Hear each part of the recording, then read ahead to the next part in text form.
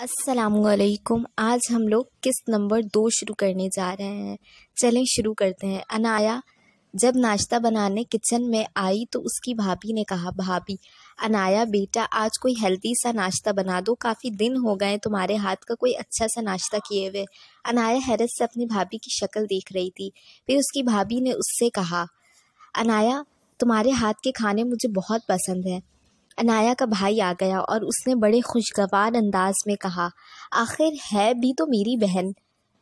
अनाया गौर से दोनों की शक्ल देखने लगी और दिल दिल में कहने लगी, आज इन दोनों को क्या हो गया, कल तो बहुत गुस्से में थे।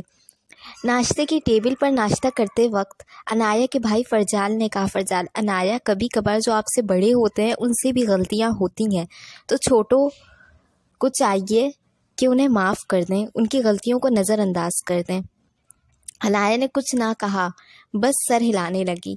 फिर अनाया की भाभी हुमा ने कहा, हुमा अनाया तुम मेरी बात का बिल्कुल बुरा नहीं मानना, अजान है ही इतना बदतमीज़, वो तुम्हारी बात वाकई नहीं मान रहा होगा। I am sorry. अनाया नहीं, इट्स ओके। फरजाल मैं सोच रहा हूँ फुरकान की फ़ैमिली और आप ही वगैरह की फ़ैमिली को दिन के खाने पर बुला लूँ। हुमा हाँ, काफ़ी दिनों से वो लोग आए नहीं हैं, बस ईद के ही आए हुए हैं। फरजाल तुम क्या कहती हो? अनाया अनाया भाई वो सब तो ठीक है, लेकिन अजान की तबीयत सही नहीं है, मेहमानों के आने से अजान और इकट्ठे डिस्टर्ब ना हो जाए। हुमा नहीं अनाया क्या डिस्टर्ब होंगे, और अच्छा है ना, आप ही वगैरह के बच्चे आएंगे तो हमारे बच्चे भी खुश हो जाएंगे। अनाया चले ठीक है, फिर मैं आप ही वगैरह और छोटे भाई वगैरह को कॉल कर दे रही हूँ। वैसे ही हुमा की कॉल आ गई और वो फ़ोन बंद करके जल्दी जल्दी जाने लगी।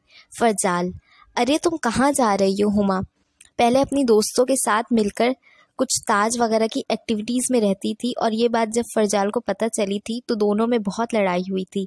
फिर कुछ दिनों तक उसने ये सब कुछ बंद कर दिया था, मगर फिर से उसने ये सब कुछ शुरू कर दिया और अभी तक खेलती आ रही है और अभी भी वो वहीं जा रही थी। हुमा हाँ, मेरी एक दोस्त ने मुझे अर्जेंट बुलाया है, वहीं जा रही हूँ। फरजाल ऐसा क्या अर्जेंट काम है? कॉल कर लो, मैसेज कर लो, देखो मेहमान भी आने वाले हैं, तुम अनाया की हेल्प कर देना। हुमा अनाया की तो काम करने की आदत है, वो अकेली बहुत कुछ इतना अच्छा बना लेगी, है ना अनाया? अनाया हाँ भाई भाभी को जाने दें।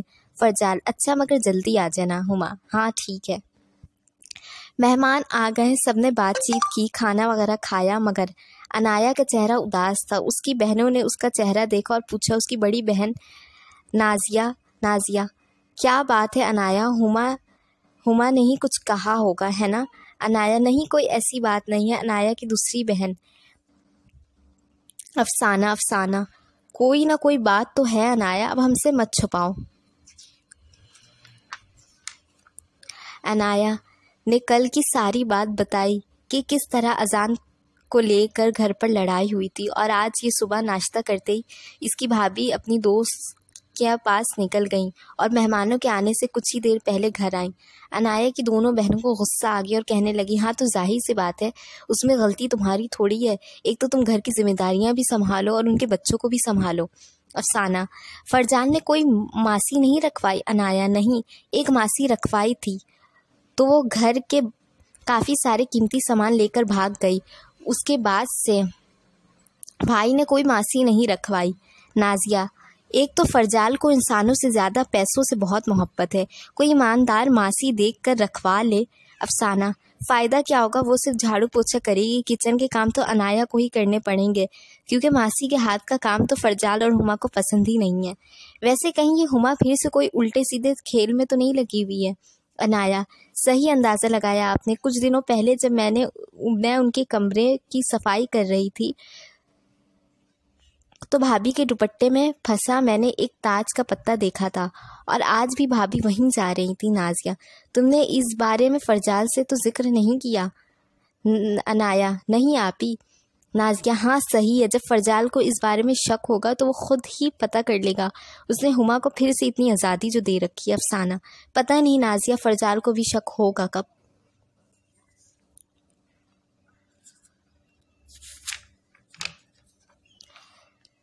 एक हफ्ता गुजर गया। दोनों बच्चे मामूल के मुताबिक स्कूल जाने लगे। अजान के सर की चोट भी बेहतर हो गई।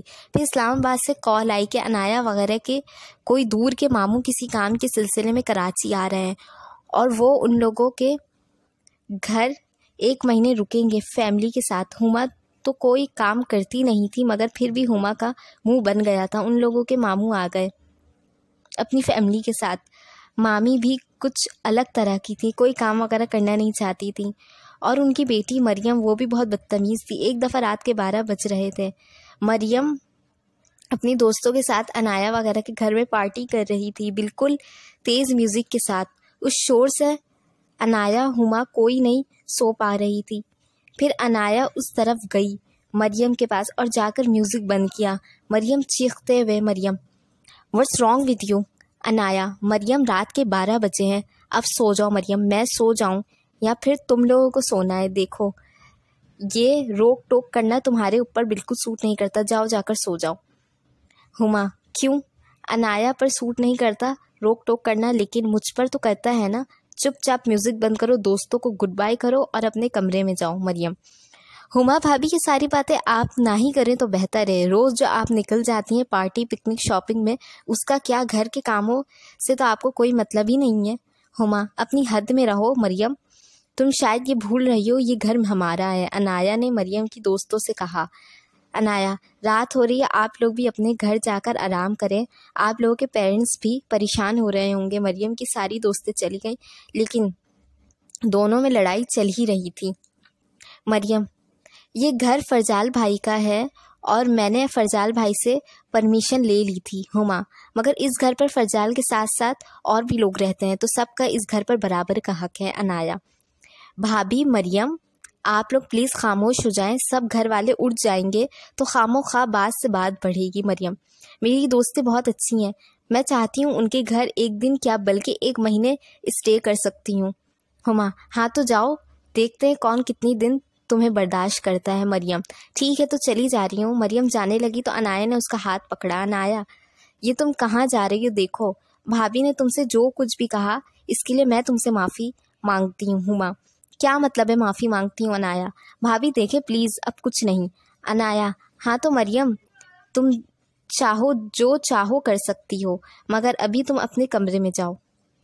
मरियम चली गई अपने कमरे में। अनाया की भाभी और अनाया और भाभी आप भी चलें। हुमा, तुमने उससे ये सारी बातें क्यों कहीं? अब तो वो और ज़्यादा उछलेगी। अनाया, तो क्या हुआ, 1 महीने की तो बात है, कौन सा हमें उन लोगों के साथ ज़िंदगी भर रहना है। अब आज जाएं, अजान और इकरा की आँख खुलेगी तो आपको नहीं देखेंगे तो परेशान हो जाएंगे। हुमा भी चली गई सोने। किस्त नंबर 2 यही मुकम्मल होती है। अस्सलामुअलैकुम। आज हम लोग किस्त नंबर 2 शुरू करने जा रहे हैं। चलें शुरू करते हैं। अनाया जब नाश्ता बनाने किचन में आई तो उसकी भाभी ने कहा, भाभी, अनाया बेटा आज कोई हेल्दी सा नाश्ता बना दो, काफ़ी दिन हो गए तुम्हारे हाथ का कोई अच्छा सा नाश्ता किए हुए। अनाया हैरत से अपनी भाभी की शक्ल देख रही थी।